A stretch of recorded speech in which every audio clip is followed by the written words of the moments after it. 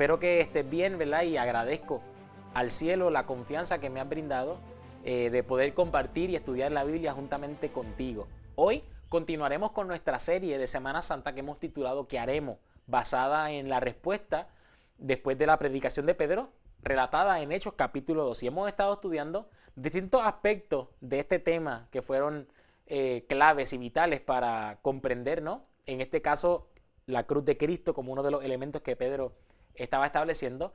Quiero simplemente resumir lo que hemos estudiado hasta el momento antes de entrar en el estudio para tener una base y un fundamento de lo que hemos de estudiar en la noche de hoy. Número 1, estudiamos la historia de Pedro. Este Pedro que era una persona quizás como tú y como yo, que nos gusta hacer las cosas a nuestra forma, que somos personas autosuficientes, ¿verdad? Y cómo él, al comprender el evento de los sufrimientos de Cristo, permitió que en lugar de él ser una persona autosuficiente, que el Espíritu Santo fuera suficiente en él y poder ser un hombre de Dios inspirado por este Espíritu, en donde miles y miles de personas se convirtieron a la iglesia, ¿verdad? En esos primeros tiempos, y todavía hoy nosotros podemos conocer a Dios a través de los escritos de Pedro. Vimos también cómo el conocimiento de la cruz vino antes del derramamiento abundante del Espíritu.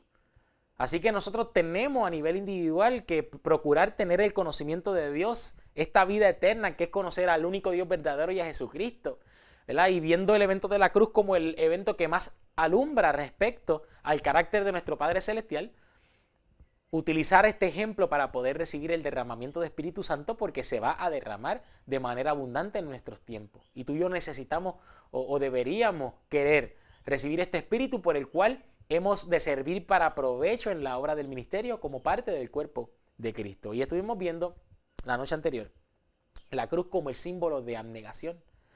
La cruz fue uno de los elementos que Pedro utilizó en varias ocasiones dentro de su sermón, que fue lo que hizo que esta gente realmente se compungiera y preguntara, ¿qué haremos?, ¿verdad? Y decidieran hasta bautizarse miles de personas. Y vimos la cruz como este símbolo de negación, negación a nuestro juicio, a nuestro criterio, a nuestras opiniones. En lugar de nosotros argumentar con Dios, poder aceptar porque le conocemos y sabemos que es lo mejor para nosotros, poder aceptar lo que Él ha declarado en su palabra. No solamente respecto a lo moral, sino también vimos respecto a quiénes somos nosotros.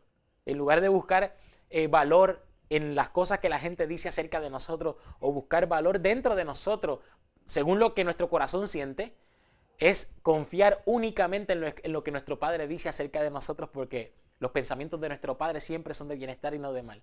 Y Él nos mira a nosotros como a su hijo y a su hija amada, ¿verdad? Que tú confíes simplemente en lo que tu Padre dice acerca de ti. Tú eres un hijo, tú eres una hija amada de Dios.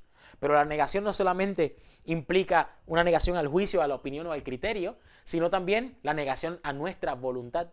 Que no se haga nuestra voluntad, sino la voluntad de Dios. Reconociendo que la voluntad de Dios es perfecta, es buena para nosotros. Y si nosotros conocemos a este Dios y sabemos que la voluntad de Él siempre va a ser mucho mejor de lo que nosotros podamos proponer, nosotros entonces hemos de negarnos a nuestra propia voluntad y hemos de aceptar la voluntad que solamente viene de Él. Y hoy estudiaremos esta cruz como el símbolo de los sufrimientos de este Dios y obviamente también de Cristo, ¿verdad? Quien vimos ejemplificado allí en la cruz. Pero antes de nosotros comenzar con el estudio, me gustaría que tuviéramos una oración. Padre bueno, te pido en esta hora que tú por favor puedas dirigir este estudio. Derrama tu espíritu de manera abundante sobre mí, primeramente, para comprender este mensaje. Derrama tu espíritu también de manera abundante sobre todos los que están viendo este video. De manera abundante también, oh Padre, para comprender lo que tú has traído para nosotros hoy. Llénanos de conocimiento, llénanos de tu espíritu por medio del conocimiento de esta cruz. Esto lo pedimos en el nombre de Jesús. Amén. Hay información, ¿verdad?, que se recopiló respecto a la crucifixión, lo que es la tortura de la crucifixión. Yo entiendo que es hasta un poco evidente ver el sufrimiento en la cruz porque nosotros sabemos que Cristo sufrió en la cruz.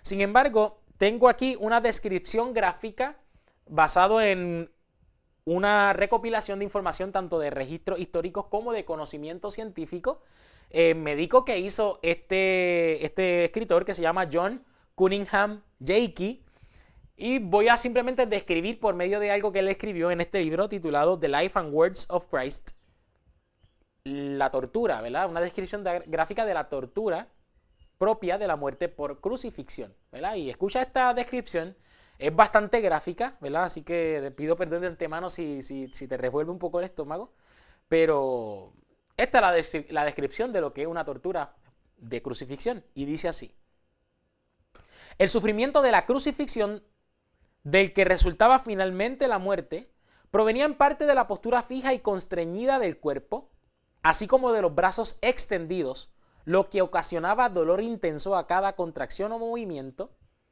del dorso lacerado por los azotes y de las manos y pies atravesados por los clavos. Estos últimos se clavaban a través de estructuras en las que confluían muchos nervios sensitivos y tendones, de los cuales algunos resultaban seccionados y otros aplastados o desgarrados con violencia.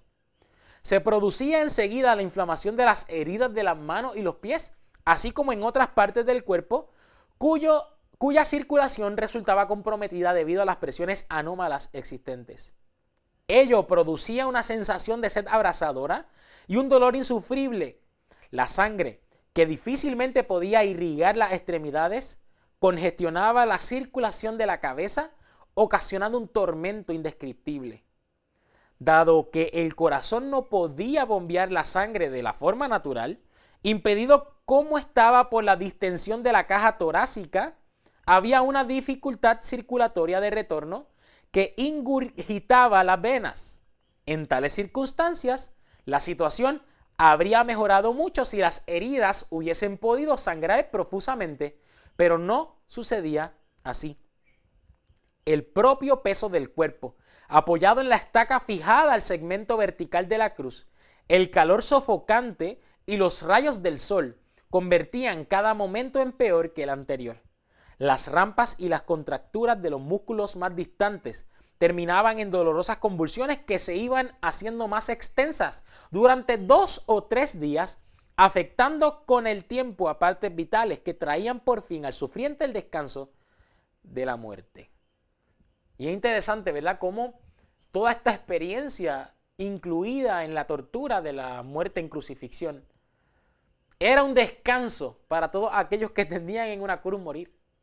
Era muy difícil poder experimentar, y como vimos, confirmado con la historia y confirmado también con datos científicos, la muerte, las personas que eran castigadas, que eran torturadas con la muerte de crucifixión, duraban algunos 3 días, 2 a 3 días en esa condición, ¿verdad? Debió haber sido un dolor intenso también en el caso de Cristo, aunque en el caso de Cristo, a diferencia de la norma, en lugar de durar de 2 a 3 días, entendemos que fue alrededor de 6 horas, porque dice la palabra que fue al principio, ¿verdad?, en el horario cerca de las 9 de la mañana, cuando Cristo fue crucificado, y fue más bien en la hora del sacrificio de la tarde, que cerca de las 3 de la tarde, cuando entonces Cristo muere.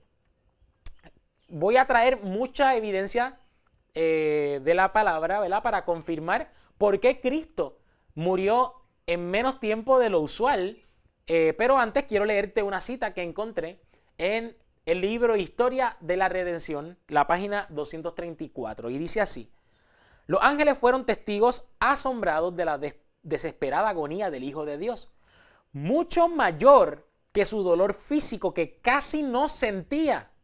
Las huestes celestiales se cubrieron el rostro para no ver algo tan terrible. Y me llama mucho la atención. Dice que Cristo tenía una agonía mucho mayor que el dolor físico, que casi ni sentía.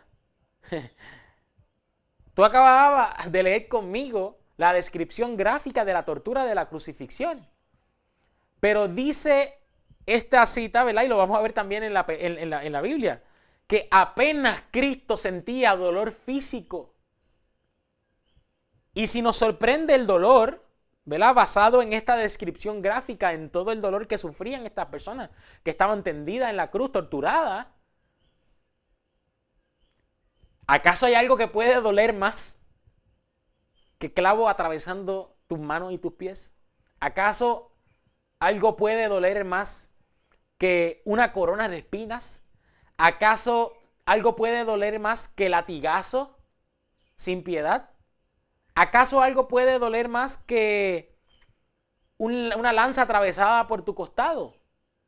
Normalmente, ¿verdad? Las películas, cuando presentan los sufrimientos del Hijo de Dios, se enfocan en presentar el dolor físico. Por eso vemos imágenes constantemente de Cristo siendo latigado, de Cristo siendo obviamente clavado en la mano, y evidentemente eso sí fue así. Pero nos daremos cuenta, no solo por la cita que acabamos de leer, nos daremos cuenta por lo que evidencia la palabra, que el verdadero dolor que Cristo experimentó en la cruz es mucho mayor. Ni siquiera se compara con el dolor de la tortura de la crucifixión. Y el dolor, como les mencioné, de la tortura de la crucifixión sí es fuertísimo. Es una de las torturas más malévolas, diría yo, para matar a una persona. Sin embargo, ese dolor era nada comparado con la agonía que estaba experimentando este Cristo. Inclusive, si el sufrimiento de Cristo hubiese consistido meramente en dolor físico, como nosotros hemos visto, pues entonces la muerte de Cristo no fue más dolorosa que muchos mártires, no solamente, ¿verdad?, de hace años más recientes para nosotros, hasta por ejemplo el mismo Pedro. Pedro murió azotado y crucificado boca abajo. Y en el caso de Pedro, ¿verdad?, si nosotros nos dejamos llevar por la costumbre o por los datos históricos, las personas duraban de 2 a 3 días tendidos en la cruz. En el caso de Cristo fue menos tiempo. Así que la pregunta que yo me voy a hacer ahora mismo es, ¿cuál era ese verdadero sufrimiento que estaba en Cristo, que apenas le dejaba sentir dolor físico? ¿Verdad? ¿Qué fue lo que mató a Cristo? ¿Acaso fueron los látigos? ¿Acaso fueron los clavos? ¿Acaso fue esa lanza que atravesó su costado? Isaías 53, 4 y 5 nos dice qué fue lo que mató a Cristo. Y dice así: ciertamente llevó él nuestras enfermedades y sufrió nuestros dolores. Y nosotros le tuvimos por azotado, por herido de Dios y abatido. Mas él herido fue, ¿por qué cosa? Por nuestras rebeliones, molido por nuestros pecados. El castigo de nuestra paz fue sobre él, y por su llaga fuimos nosotros curados. Cristo murió por cargar con nuestros pecados. Eso es lo que dice la Escritura. Herido fue por nuestras rebeliones, fue molido por nuestros pecados. Y si a ti te revuelve el corazón nada más pensar en el dolor físico que Cristo experimentó, ahora con esta revelación que hemos de estudiar a través de la palabra, que podemos comprender que el dolor físico era nada comparado con la agonía de cargar, de ser molido por estos pecados. Mucho más conmovidos deberíamos estar al conocer el verdadero sufrimiento del Hijo de Dios. No se compara en nada. Es así el dolor que él experimentó físicamente, comparado con el dolor de haber sido molido por nuestras rebeliones. Era tanta la angustia que provocaba el peso, ¿verdad?, de nuestros pecados, como mencioné, que apenas le hacía sentir este dolor físico. Esta copa que Cristo estaba cargando, esta agonía que Cristo comenzó a beber, realmente nosotros la vemos hasta en el Getsemaní, ¿verdad? Cuando se describe en la palabra que hasta Cristo comenzó a sudar gotas como de sangre. Quiero leerlo en Lucas capítulo 22, versículos 42 al 44, dice, diciendo: Padre, si quieres, pasa de mí esta copa, pero no se haga mi voluntad sino la tuya. Y se le apareció un ángel del cielo para fortalecerle. Y estando en agonía, oraba más intensamente, y era su sudor como grandes gotas de sangre que caían hasta la tierra, ¿verdad? Y vemos cómo esta copa que Cristo estaba bebiendo, cómo este cargar con los pecados, esta agonía que hacía que Cristo sufriera hasta el punto de muerte que finalizó en la cruz, Cristo comenzó a cargarla desde el Getsemaní. Inclusive un ángel vino, como dice la palabra, y le fortaleció, donde permitió entonces que Cristo llegase a la cruz y entonces que terminara de beber esa copa que terminó en su muerte. Ahora, para seguir confirmando la causa de este sufrimiento, para seguir confirmando la causa de la muerte de Cristo, quiero que veamos algunos textos adicionales.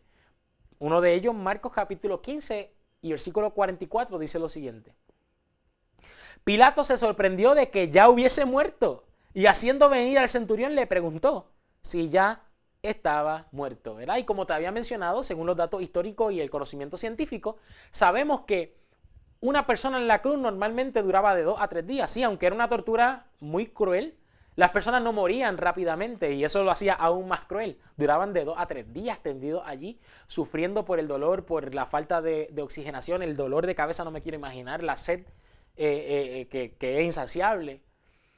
Y como Cristo murió en ese lapso de aproximadamente 6 horas, como te mencioné, Pilato se había hasta sorprendido. Esto nos demuestra que en efecto, sí, no era común que las personas murieran tan rápido. Por lo tanto, nos confirma que en efecto Cristo no murió por la muerte de cruz, porque si no hubiera durado de 2 a 3 días. Cristo murió, como dice Isaías, molido por nuestros pecados. Vamos a ver ahora que, ¿verdad? Porque dice la Escritura no solamente que Pilato se había sorprendido que estuviera muerto, sino que Pilato, como ya se acercaba a las horas de sábado, él había mandado a unos soldados para que le quebraran las piernas no solo a Jesús, sino también a los dos que estaban al lado de Jesús, para que pudieran matarlo aún más rápido para poder sacar los cuerpos antes de que fuese las horas sabáticas. Así que en este caso nos daremos cuenta que ellos primero fueron a los dos que estaban al lado de Cristo, le quebraron las piernas a ambos para que murieran. Pero cuando llegan a Cristo, mira lo que dice Juan capítulo 19, versículos 33 y 34. Mas cuando llegaron a Jesús, como le vieron ya muerto, no le quebraron las piernas. Pero uno de los soldados le abrió el costado con una lanza y al instante salió sangre y agua. Interesante. Fueron y le quebraron las piernas a los otros dos, van a donde Cristo, él no está muerto. Y para confirmar su muerte, quiebran una lanza por su costado y dice que salió sangre y agua. La razón por la cual salió sangre y agua es porque se había metido agua en sus pulmones, evidencia de un quebrantamiento de corazón. Y quiero leerte, ¿verdad? Simplemente una cita que confirma esto, aunque nosotros lo podemos confirmar no solamente por la Biblia, porque lo acabamos de leer, sino también con ¿verdad? Los datos científicos que confirman lo que la palabra dice. Pero el deseado de toda la gente lo confirma de esta forma. Pero no fue el lanzazo, no fue el padecimiento de la cruz lo que causó la muerte de Jesús. Ese clamor pronunciado con grande voz en el momento de la muerte, el raudal de sangre y agua que fluyó de su costado, declaran que murió por quebrantamiento del corazón. Su corazón fue quebrantado por la angustia mental. Fue muerto por el pecado del mundo. E insisto en algo que acabo de mencionar hace un tiempo atrás. Cristo murió por quebrantamiento de corazón. La muerte de Cristo fue una angustia mental que apenas le hacía sentir el dolor físico. Si cuando tú veías imágenes de las películas, por ejemplo, La Pasión de Cristo, si cuando tú contemplas el sufrimiento físico de Cristo a través de los azotes, de los clavos, de la lanza, de la corona de espinas, si eso te movía y te revolvía el corazón, yo quiero decirte que aún más te debe revolver el corazón conocer la verdadera razón de estos sufrimientos de Cristo, la verdadera agonía de Cristo. Cristo cargó con los pecados de la humanidad, incluyendo mis pecados e incluyendo tus pecados. Esto debería conmovernos y debería llevarnos a hacer la pregunta, ¿qué haremos? Para que sepamos lo que debemos hacer cuando seamos confrontados con que nuestros pecados mataron al Hijo de Dios. Y el tema del viernes, ¿verdad? Y aprovecho y lo promuevo desde ahora, lo vamos a enfocar más bien en cómo esta cruz, porque a veces nosotros no nos conmueven estas cosas porque vemos esta cruz como un evento demasiado pasado, hace 2000 años, eso no tiene nada que ver conmigo. Pero veremos cómo nosotros somos partícipes de este mismo espíritu hoy y cómo Cristo también es partícipe de estos sufrimientos hoy, pero eso lo vamos a estar viendo más en detalle el viernes. Pero quiero, además de contemplar el sufrimiento de este Hijo de Dios, porque quiero que sepas que Cristo tomó nuestro lugar. Y el hecho de que Cristo tomó nuestro lugar, el hecho de que Cristo bebió de estos pecados, cargó con estos pecados que lo molieron hasta la muerte, Cristo es verdaderamente un ejemplo de todos aquellos que nos hemos aferrado a nuestros pecados, ¿verdad? Y aunque Cristo no pecó, Cristo cargó con los pecados, Cristo se hizo pecado por nosotros. Él no tenía que cargar con esos pecados, porque esos pecados no eran de Él, eran tuyos, eran míos y eran de la humanidad entera. Pero Cristo los cargó, entre muchas razones, para demostrarnos lo que el pecado causa a los seres humanos. Ningún ser humano tiene la capacidad de soportar pecados. Si nosotros cargáramos con nuestros pecados, moriríamos aplastados por nuestros pecados. Y para demostrarlo, Cristo, con cuerpo humano, cargó con nuestros pecados para que nosotros viéramos el daño, que moriríamos aplastados al cargar con estos pecados. Si nosotros nos aferramos a estos pecados, Cristo que pagó por nosotros, aquellos que nos aferremos como quieran a nuestros pecados, a pesar de la revelación de amor que Cristo ha demostrado a través de la cruz, hemos de experimentar, hemos de beber la misma, en este caso la copa, pero de nuestros pecados. Y al igual que Cristo, moriríamos aplastados por esos pecados en el tiempo del fin. Sin embargo, ¿para qué quiere Cristo que sepamos esto? Que los pecados aplastan, muelen al humano. ¿Qué es lo que Él quiere lograr?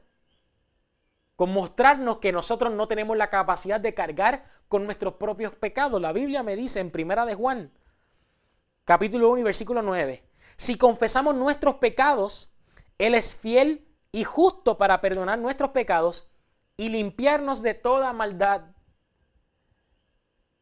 El que se hizo pecado por nosotros, el que cargó con nuestros pecados y fue molido por ellos, nos está diciendo: yo no quiero que tú experimentes el ser aplastado por tus pecados. Yo los cargué, yo los llevé. Tú estás viendo el resultado si te aferras a ellos. Pero yo que los cargué, yo que los cargo, te digo que si tú confiesas estos pecados, yo soy fiel, yo soy justo para perdonarte y limpiarte de toda maldad. Tú no tienes que cargar con ellos, porque yo cargué con ellos. Yo no quiero que tú cargues con ellos. Por el contrario, yo quiero que tú reconozcas que la razón por la cual yo te pido que confieses estos pecados para perdonarte y limpiarte es para que no experimente lo que demostré con mi propia vida, lo que el pecado le hace al cuerpo humano, incluyéndote a ti. Confiesa tus pecados. Confiésalos. Permite que Él borre tus pecados, que Él te limpie de toda maldad. Eso es parte de lo que Él quería a través de la revelación de esta cruz. Admito que mientras estudiaba este tema, a mi mente venían como golpes. Comencé a sentirme un poco abrumado. Y mi pensamiento era: ¿por qué? O sea, ¿para qué? ¿Por qué a mí? Si yo no me merezco esto. ¿Por qué eres así cuando yo soy un pecador? Y me encontré con algunos textos que quiero compartir contigo. Y espero que sean de bendición como para mí lo son. Uno de ellos es 1 de Corintios capítulo 13 y versículo 4. El libro de ¿verdad? El capítulo de 1 de Corintios 13 describe al amor. Y sabemos, según 1 de Juan 4:8, que Dios es amor. Por lo tanto, cuando describe realmente el amor, está describiendo a Dios, el corazón de Dios. Este amor, este ágape de Dios. Y dice en 1 de Corintios 4, el amor es sufrido, es benigno. El amor no tiene envidia, el amor no es jactancioso, no se envanece, y sigue diciendo otras descripciones. Y termina diciendo: todo lo sufre, todo lo cree, todo lo espera, todo lo soporta. El amor nunca deja de ser. Y me llamó mucho la atención por el tema del símbolo del sufrimiento, viéndolo en la cruz. El hecho de que el amor es sufrido. ¿Qué significa que Cristo es una persona sufrida? Sufrido, la palabra, ¿verdad? Griega es macrotimeo, que cuando tú buscas la palabra, no solamente se traduce en esta ocasión como sufrido, en otras ocasiones también se traduce como paciente. Y una persona paciente, y lo vamos a estar viendo ahora en la etimología de la palabra, realmente es una persona que resiste sufrimiento. Si tú piensas en paciente, aparte, ¿verdad?, la paciencia que uno dice que es esperar, un paciente es una persona que está en el hospital. Así que la etimología de la palabra paciente realmente significa un sufriente, una persona sufrida. Así como Dios es sufrido, Dios es paciente, Dios es sufrido. Isaías 53 también, este capítulo habla bellísimo acerca del corazón de Cristo y lo que realmente molió a Cristo. Dice y nos enseña algo más acerca de Cristo en Isaías 53:3. Despreciado y desechado entre los hombres, varón de dolores, experimentado en quebranto, y como que escondimos de él el rostro, fue menospreciado y no lo estimamos. Experimentado en quebranto. Cristo es una persona que ha sufrido por mucho tiempo. Y veremos el viernes más detalles respecto a este principio del tiempo que Cristo ha sufrido y todavía hoy. Pero ¿por qué experimentar este sufrido? ¿Por qué Cristo ser una persona sufrida? ¿Por qué Cristo ser una persona paciente? Y buscando otros versículos bíblicos en donde se encuentra esta misma palabra macrotimeo, ¿verdad? Que se tradujo como sufrido en 1 Corintios 13, para conocer por qué Él sufre, por qué Él es paciente con nosotros. Y encuentro que 2 Pedro 3:9 tiene esa misma palabra, que la traduce en este versículo como paciente, y me contesta, ¿por qué Él es paciente para con nosotros? Dice, el Señor no retarda su promesa, según algunos la tienen por tardanza, sino que es paciente, macrotimeo, para con nosotros, no queriendo que ninguno perezca, sino que todos procedan al arrepentimiento. ¿Sabes por qué Cristo es paciente? ¿Sabes por qué Cristo es experimentado en quebranto? ¿Por qué es sufrido? ¿Por qué prefiere resistir este sufrimiento? Para que ni tú ni yo perezcamos, sino que podamos proceder al arrepentimiento. Si Él hubiera permitido que desde el principio el pecado tuviese el efecto que causa en el corazón de cada uno de los hombres, ya esto se hubiera acabado y todos estuviéramos muertos. Pero ¿cómo se iba a sentir el Padre sin poder experimentar vivir una eternidad con sus hijos así como Él planificó desde el principio? ¿Cómo se iba a sentir Cristo viendo a un padre sufriendo por la pérdida de sus hijos? Él prefiere resistir este sufrimiento. Él prefiere ser paciente, sufriente, para que ningún hermano perezca, sino que todos procedan al arrepentimiento. Yo le doy gloria a Dios por eso. El Hijo de Dios cargó con los pecados de la humanidad, esos pecados que le hicieron sentirse desamparado. Dios mío, ¿por qué me has desamparado? Para que ni tú, ni yo, ni ninguno de nuestros hermanos perezcan, sino que puedan ser guiados al arrepentimiento. Y cada vez que uno estudia los sufrimientos de Dios, cada vez que uno estudia los sufrimientos de este Cristo que estaba tendido en la cruz, se da cuenta de lo mucho que nos falta para manifestar ese mismo carácter, lo mucho que nos falta para manifestar esa misma vida. Porque si nosotros tuviésemos el mismo carácter de nuestro Dios, que es sufrido, cuando recibamos este carácter de Dios y comencemos a manifestar el amor es sufrido y nosotros también hemos de manifestar este sufrimiento, esta paciencia que proviene de lo alto. Cuando mismo hablamos de los frutos del Espíritu, que es el amor, gozo, paz, paciencia, es parte de los frutos de lo que nosotros recibimos cuando recibimos el Espíritu de Dios, porque Dios es paciente. Y uno de los versículos que más confronta a la humanidad, y yo creo que es el versículo que más confrontará a la humanidad respecto a los sufrimientos de Cristo en la cruz, se encuentra en Lucas capítulo 23 y versículo 34, y dice, y Jesús decía, Padre, perdónalos porque no saben lo que hacen. Y repartieron entre sí sus vestidos, echaron suertes. Cristo, mientras era maltratado por la humanidad, estaba intercediendo por ella. Cristo no estaba siendo sarcástico, ay, perdónalos porque no saben lo que hacen. No, Cristo no es como nosotros.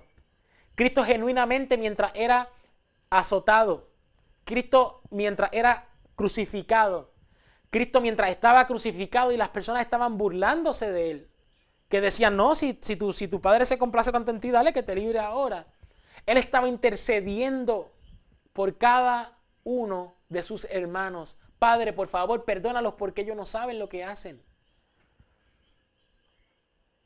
Porque si nosotros realmente supiéramos lo que estábamos haciendo, nosotros no le hubiéramos causado eso al Hijo de Dios.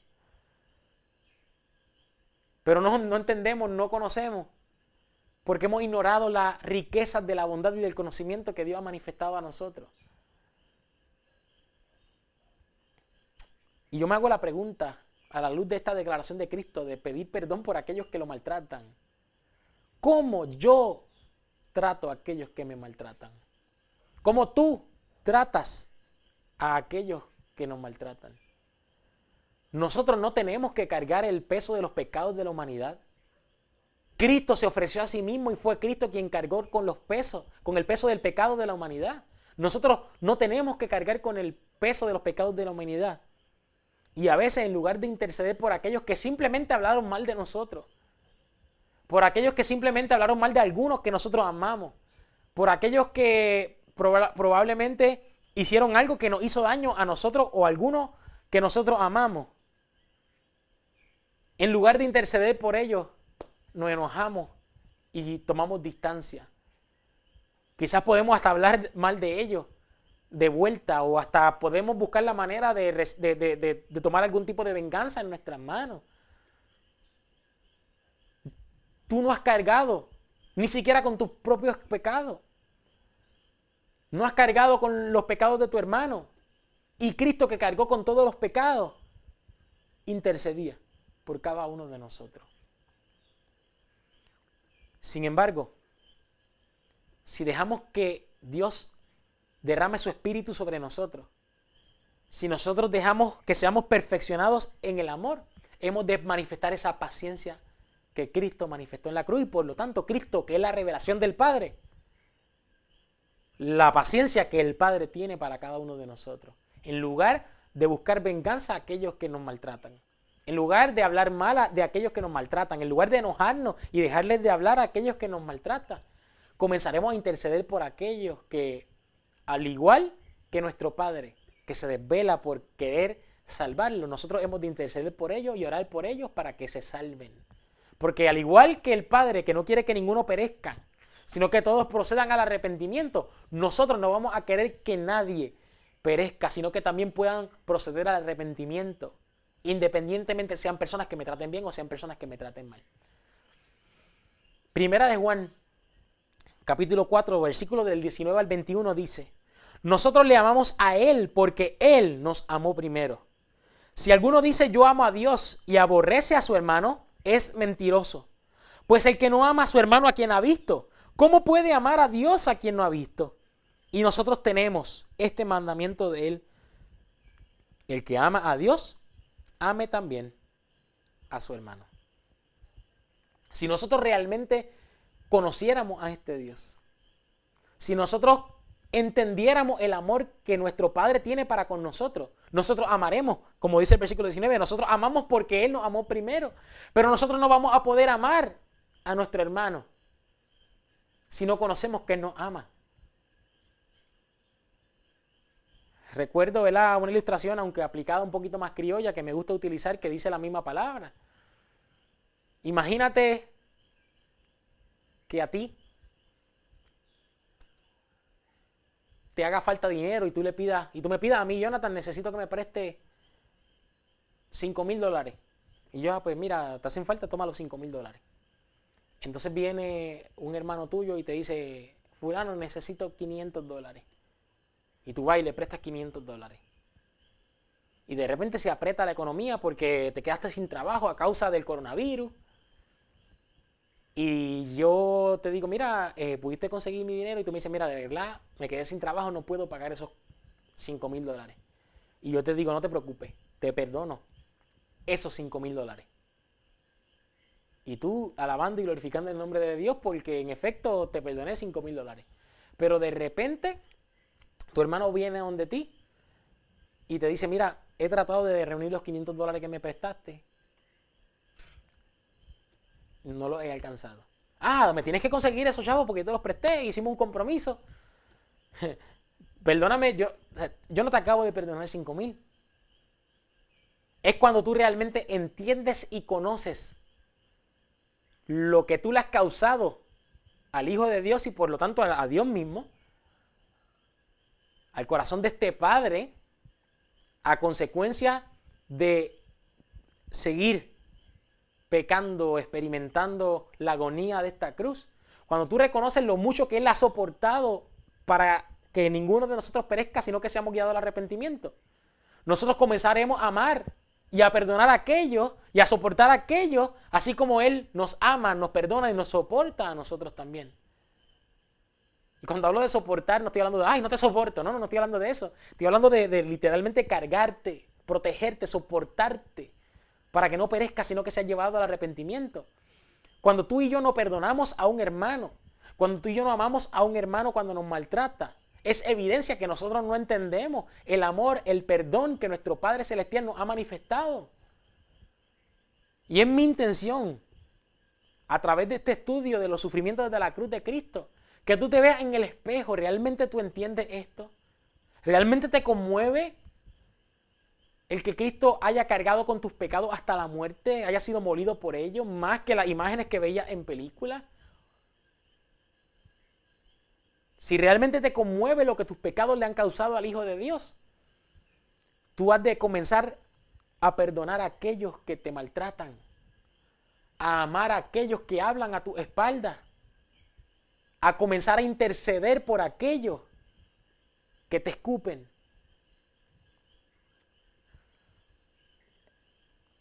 Romanos capítulo 5,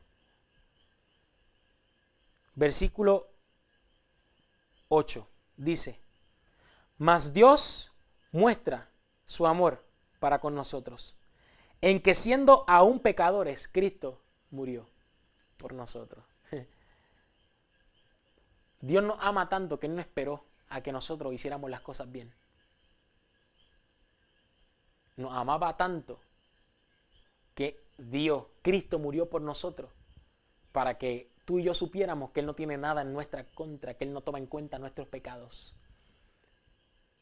Si realmente nosotros entendiéramos esto, no nos atreveríamos a tomar en cuenta los pecados de nadie. No esperaríamos que fulano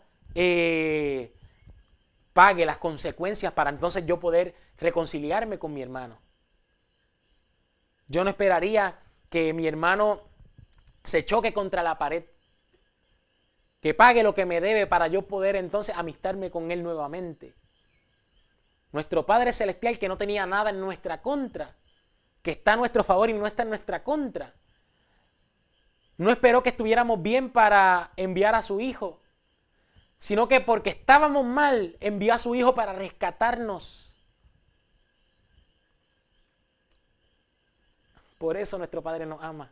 Por eso así demostró su amor, en que siendo aún pecadores, Cristo murió por nosotros. Segunda de Corintios 5:19 dice que Dios estaba en Cristo reconciliando consigo al mundo, no tomándoles en cuenta a los hombres sus pecados, y nos encargó a nosotros la palabra de reconciliación. Si nosotros realmente entendiéramos este principio, nosotros no tomaríamos en cuenta los pecados que nos cometen nuestros hermanos. Estaríamos dispuestos a sufrir, a ser paciente con ellos y decir: Padre, perdónalo porque ellos no saben lo que hacen. Si ellos supieran que ellos son tus hijos, ellos no actuaran de esta forma. Si ellos supieran que yo soy un hijo o una hija tuya, yo sé que ellos tampoco me harían nada en mi contra. Así que, Padre, te pido perdón por ellos, porque ellos no saben lo que hacen. Y harías todos tus esfuerzos pacientemente para que ellos puedan también ser guiados al arrepentimiento, como tú fuiste guiado al arrepentimiento. Y finalmente te leo este texto. Primera de Pedro 4:8.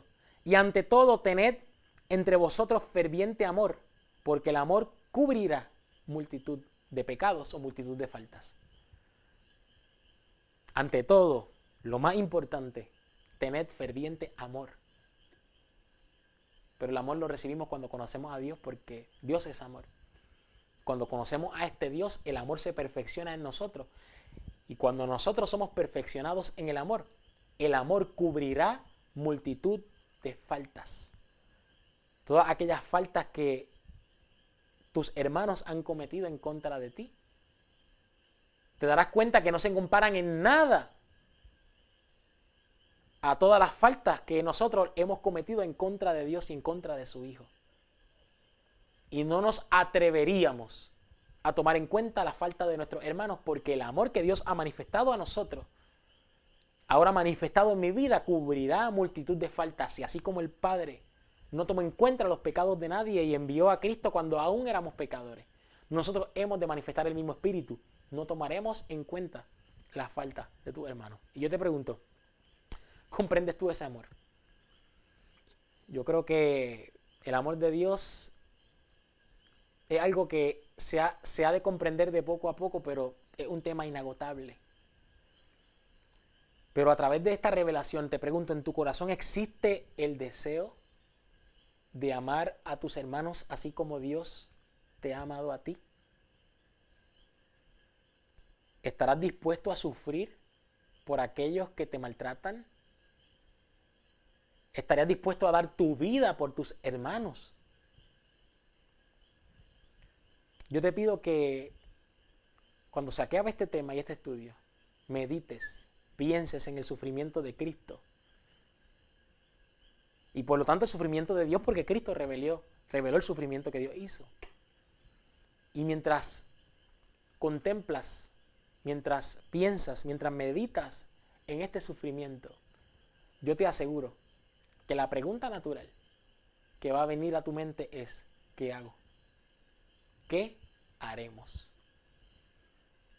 Y yo te pido que no rechaces la condenación natural que viene al nosotros saber que nosotros hemos causado sufrimiento al Hijo de Dios.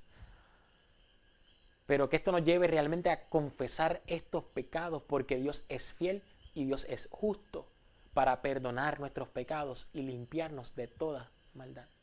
No permitamos que los sufrimientos de Cristo sean en vano en nuestras vidas. Él los sufrió para que ninguno de nosotros perezca, sino que todos procedamos al arrepentimiento. No rechacemos la condenación que viene al contemplar estos temas y decidamos de una vez y por todas entregarnos enteramente a Él. Acércate confiadamente al trono de la gracia. No está tomando en cuenta tus pecados. No los tomó en cuenta, no los vas a tomar en cuenta ahora. Cristo murió por ti, aun siendo un pecador o una pecadora. Acércate confiadamente al trono de la gracia. Él te ha de recibir como estás. Pero gloria a Dios, porque no te va a dejar como estás. Te va a limpiar de toda maldad. Ha de limpiarte como al hijo pródigo y ha de vestirte con su propia justicia. Ha de reemplazar tu vida pecaminosa y una vida de muerte por su propia vida, una vida justa, llena de vida eterna. Que puedas decir que ya no vives tú porque moriste, pero moriste para que Cristo viva en ti. Así que te pido que te mantengas en meditación. Y no olvides acompañarme el viernes, donde hemos de comprender este tema aún más profundo cuando entendamos que la cruz de Cristo es siempre presente. La cruz de Cristo continúa. Oremos antes de despedirnos. Padre, perdónanos. No sabíamos lo que hacíamos. Pero ahora, Padre, que tú has manifestado y has revelado lo que hemos causado en tu corazón y en el corazón de tu Hijo Jesús, yo te pido de manera especial que tú nos perdones, que tú nos limpies de toda maldad. Te pido, oh Padre, que tú te manifiestes a nosotros de manera abundante y que podamos comprender, entender y estar plenamente seguros que si nos acercamos confiadamente al trono de tu gracia, tú nos has de recibir y nos has de dar socorro en el momento que más necesitamos. Derrama tu espíritu, Padre, de manera abundante en este tiempo.